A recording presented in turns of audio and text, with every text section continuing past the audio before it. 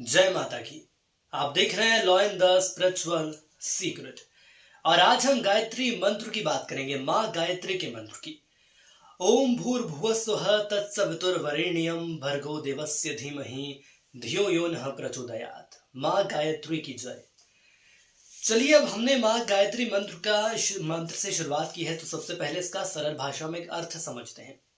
सृष्टिकर्ता प्रकाशमान परमात्मा के तेज का हम ध्यान करते हैं और परमात्मा का वह तेज हमारी बुद्धि को सद्मार्ग की ओर चलने के लिए प्रेरित करे।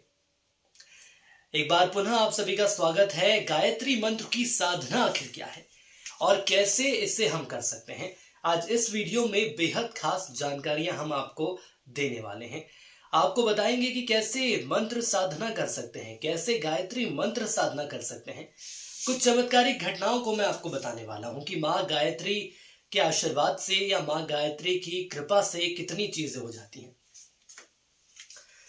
देखिए, अगर आपको माँ गायत्री मंत्र का अधिक लाभ चाहिए तो इसके लिए माँ गायत्री मंत्र की साधना विधि विधान और मन वचन कर्म से आपको करनी होगी।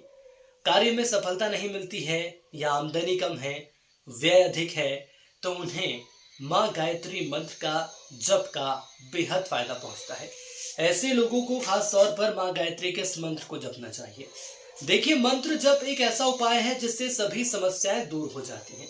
और हमारे हिंदू सनातन धर्म की मैं बात कर लूं तो शास्त्रों में मंत्रों को बेहद शक्तिशाली चमत्कारिक बताया गया है। सबसे ज्यादा प्रभावी मंत्रों में से एक मंत्र है और वो है माँ गायत्री मंत्र। इसके जप से बहुत जल्दी शुभ फल प्राप्त होने लगते हैं। अब जानते हैं कि आखिर सही समय क्या होता है माँ गायत्री मंत्र के जाप का। देखिए, मंत्रोच्चार तो कभी भी कर सकते हैं, लेकिन यदि सही समय पर आप करते हैं तो उसका फायदा आपको सीधे तौर पर ज्यादा मिलता है।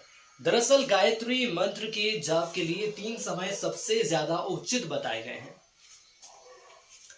जप के समय को संध्या काल में भी किया जा सकता है। माँ गायत्री मंत्र के जप का पहला समय है सुबह का। सूर्योदय से थोड़ी देर पहले मंत्र का जप शुरू किया जाना चाहिए। ये देखिए, ये क्या होता है, ये सबसे उत्तम समय माना जाता है। जब सूर्योदय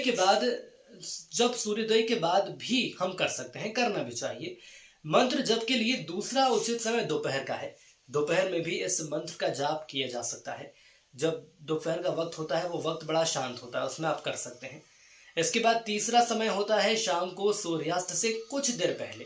सूर्यास्त के पहले मंत्र का जाप आप शुरू करिए और सूर्यास्त के कुछ देर बाद तक आपको वो जाप करना है। यही चीज आपको सुबह करनी है, यही चीज आपको शाम को करनी है। यदि संध्या काल यानी शाम के वक्त अतिरिक्त या गायत्री मंत्र का आप जाप करना चाहते हो, उसके लिए अतिरिक्त तो मौन रहकर मानसिक रूप से करना चाहिए।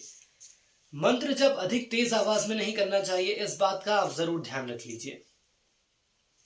अब जान लेते हैं कि मुक्ति प्रदान करने वाली माँ गायत्री के मंत्र साधना आखिर कैसे की जाती है। देखिए, आप नियमित रूप से रोजाना माँ गायत्री मंत्र का पाठ शुरू करिए, जो कि सबसे ज्यादा उत्तम माना गया है। अगर मंत्र जाप में आपको कोई दिक्कत नहीं आ रही है, जैसे कि कई भक्त हमसे जानना चाहते हैं, उनको दिक्कतें आती हैं, कई लोगों को दिक्कतें नहीं रहती, कई भक्तों को अलग अलग तरह की परेशानी होती है, अधिकतर लंबे समय तक बैठ नहीं पाते हैं बीमारी के कारण। लगातार मंत्र जाप तो वो करते हैं, लेकिन उनको दिक्कत होती है कि बहुत वक्त तक एक जगह पे नहीं बैठ सकते। ऐसी दिक्कतें अधिकतर माताएं बहनों को होती हैं जिनकी उम्र थोड़ी सी ज्यादा हो जाती है, उन्हें दिक्कतें आती हैं करने में, और ये तो है ही, खैर वक्त के साथ समस्या आती है। देखिए, आप नीचे जमीन पर ही बैठ जाएं, आराम से आप कुर्सी लगाकर बैठ जाएं। आप चाहें तो थोड़ा और आरामदायक सोफा हो, जो कि आप अपने घर का मंदिर है मानकर चलिए, तो उसके आसपास रख लें, लेकिन पूरे मनोभाव के साथ आप मंत्र जप करिए। देखिए, सबसे पहले संपूर्ण रूप से स्वच्छ होकर माँ गायत्री के मंत्र की साधना की आप शुरुआत कर सकते हैं। क्या करना है आपको, आप शुद्ध होकर आए, नहा धो के आए, उसके बाद आपको आंखें बंद करनी है, धीरे धीरे सांस लेनी है, माँ गायत्री के मंत्र को जपना धीरे धीरे शुरू करना है। सोचिए, ध्यान लगाइए, माँ गायत्री के मंत्र को धीरे धीरे अपने शरीर में समाइए। आप ये सोचिए कि जो नासिका द्वारा धीरे धीरे सांसें बाहर निकल रही हैं, आसन पर बैठकर शरीर और मन को पवित्र बनाइए। इसे ब्रह्म संध्या कहा जाता है। जब आप बैठ गए, उसके बाद धीरे धीरे जो आपकी सांसें चल रही है, इसको महसूस करिए। संध्या में कुछ मिलाकर 5 कृत्य करने होते हैं, जिसमें पवित्रीकरण की क्रिया होती है, आचमन की क्रिया होती है, शिक्षा बंधन की भी क्रिया होती है। इसके अलावा प्राणायाम होता है, न्यास होता है, ये सारी चीजें होती हैं। बाएं हाथ में जल लेकर दाएं हाथ से पूरे शरीर पर जल छिड़किए। जब भी आप महामंत्र का जाप करते हैं, मां गायत्री के मंत्र का जाप करते हैं, तो इस प्रक्रिया को आप जरूर इसमें शामिल करिए। जल से भरे पात्र से दाहिने हाथ की हथेली पर लेकर 3 बार आचमन करिए। आचमन के बाद शिखा बंधन करना चाहिए। आपको बता दें कि यह ब्रह्मरंध्र की शक्तियों को जागृत करने के लिए किया जाता है। ब्रह्मरंध्र बहुत शक्तिशाली है। इसके बाद प्राणायाम करके अपने आप को शुद्ध करेंगे और उसके बाद न्यास क्रिया करिए। देखिए, न्यास क्रिया आप करेंगे तो बहुत ही खास क्रिया होती है, करनी भी चाहिए। मंत्र का जाप करते हुए अपने मुख, नाभि के हृदय और अपनी आंखों को छूना है, कंठ को छूना है। इससे क्या होता है? इससे सिद्धि होती है। जो सिद्धि हमारे पास है वो सिद्धि और ज्यादा तेज होती है। आंख, नाक, गला, कंठ। फिर पूजा सामग्री के साथ माँ की पूजा हम कर सकते हैं। और आइए अब मैं आपको एक चमत्कार की जानकारी देता हूं कि माँ गायत्री की पूजा साधना से जो चमत्कार हुए हैं वो कितने खास है। पहले तो मैंने आपको बता दी कि साधना की विधि आखिर क्या है, और उसके बाद एक चमत्कार आप जानिए। ये माँ गायत्री के चमत्कार की सच्ची घटना है। देखिए क्या होता है कि एक बार एक लड़की थी जो कि माँ गायत्री की अनन्य भक्त थी। बचपन से ही मानकर चलिए कि 3 या 4 या 5 साल से जो बच्चों को एक रमी बैठ जाती है बच्चों को कि मुझे ये करना है, तो वही उसको बैठ गई। वो भक्ति करती थी, भक्ति करते करते बड़ी हो गई। भगवान की कृपा से उसका विवाह मध्य प्रदेश के संस्कार धानी जबलपुर में किसी अच्छे घर में होता है। और विवाह होने के बाद वो पहली बार अपने ससुराल जाती है, मायके अपने ससुराल जाती है जबलपुर मायके से। नई दुल्हन होने की वजह से कहा वो जा नहीं सकती, मायके चली जाती है। लेकिन वो दिन आया जब उसके पति उसको लेने के लिए, अब ससुराल से एक बार तो वापस मायके आना होता ही है, तो वापस मायके आती है, पति उसको लेने आते हैं। उसके बाद एक बार फिर से जबलपुर की ओर वो लोग प्रस्थान कर जाते हैं। संभवतः जबलपुर के आसपास कोई क्षेत्र था, कटनी ऐसे कोई क्षेत्र, तो उसके आसपास शादी हुई थी। तो वहां से आते आते रुकी तो रास्ते में उनको कोई जलप्रपात मिला। संभवतः वो भेड़ा घाट ही जलप्रपात था। तो उनके पतिदेव कहते हैं कि तुम यहाँ बैठो, मैं आता हूँ। अब वो जो लड़की थी वो थोड़ी शर्मीली थी, घूंघट लंबा करके बैठी थी और मनी मन विचार करने लगी और मन में माँ गायत्री की प्रार्थना करने लगी, माँ गायत्री को धन्यवाद करने लगी कि देखिए माँ गायत्री, आपके कारण मेरी शादी इतने अच्छे घर में हो गई है। सोच में डूबी थी कि तभी एक 10 से 15 साल की बालिका आती है। उस लड़की से बोलती है कि भाभी भाभी आप मुझे अपना चेहरा दिखाइए। तो वो लड़की एकदम से अपने भावों से बाहर आ गई कि वो कुछ सोच रही थी। ऐसी जगह पर बैठी है, भेड़ा घाट में पहली बार गई है, वो किसी को जानती नहीं है और कोई भाभी कह के बुला रहा है। तो नई थी, सोचने लगी कि अच्छा नहीं लगता कि एकदम से कौन है जो मुझे बुला रही है बालिका। ना ही घूंघट हटा के देख सकती थी क्योंकि उसको संकोच था। वो बालिका कहती है कि अपना चेहरा दिखाइए। ये सुनकर वो और कसकर घूंघट पकड़ कर बैठ गई। उसको लगा कि ऐसा तो नहीं कि संभवतः कोई उनके ससुराल वाले आ गए हों। फिर वो बालिका ने जबरदस्ती घूंघट उठाकर देख लिया और थोड़ी देर बाद उसका पति आ गया। तो उसने सारी बात अपने पति को बताई।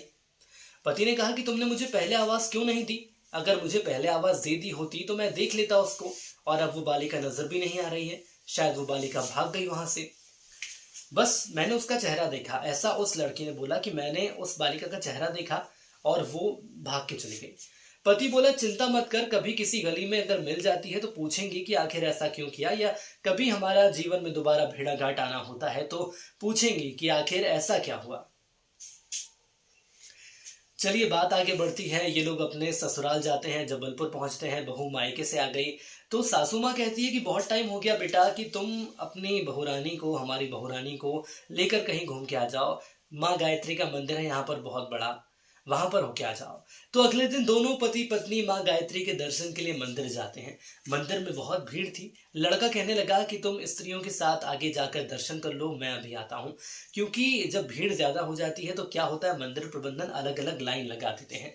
अब वो जो बहू रहती है वो जाती है, संकोच के कारण आगे नहीं बढ़ती, बहुत देर हो जाती है। पीछे से पति आता है, कहा कि माँ के दरबार में हम आ गए हैं, लेकिन तुम घूंघट हटाकर अंदर जाओ तो दर्शन कर पाओगी। लेकिन भीड़ इतनी थी और नई नई थी वो लड़की, तो थोड़ा घबरा रही थी। अब उसने अपना घूंघट उठाया और जो उस बालिका को उसने माँ गायत्री के रूप में, माँ गायत्री की जो पूजा अर्चना करती थी, जब घूंघट उठा के देखा तो जहां माँ गायत्री की प्रतिमा थी वहां पर वो बालिका नजर आई। वो एकदम से चिल्लाने लगी कि जल्दी आओ, पति पीछे से भागते हुए आया कि क्या हो गया। तो उसने बोला कि उस दिन जो लड़की मुझे भाभी भाभी कहकर बुला रही थी वो मिल गई। तो उसके पति को तो याद था कि हाँ वो कोई बच्ची थी, कोई बालिका थी। तो उसने बोला बताओ कौन है, मैं भी उससे देखता हूँ, बात करता हूँ। तो उसने इशारा करा कि ये है वो। पति अवाक रह गया था, अवाक। वहीं मंदिर में पत्नी के चरणों में गिर गया पति। बोला कि तुम धन्य हो, तुम्हें वास्तव में तुम्हारा दिल बहुत सच्चा है और तुम्हारे दिल में माँ गायत्री के प्रति जो प्रेम है, वही माँ गायत्री वो बालिका का रूप धर कर आई थी और वही माँ गायत्री सामने बैठी है प्रतिमा के रूप में, लेकिन उस प्रतिमा में तुम्हें वो बालिका नजर आ रही है। यकीन मानकर चलिए कि माँ गायत्री की महिमा अपार है, बहुत शक्तिशाली है। वेदों में माँ कहा जाता है, माँ गायत्री को।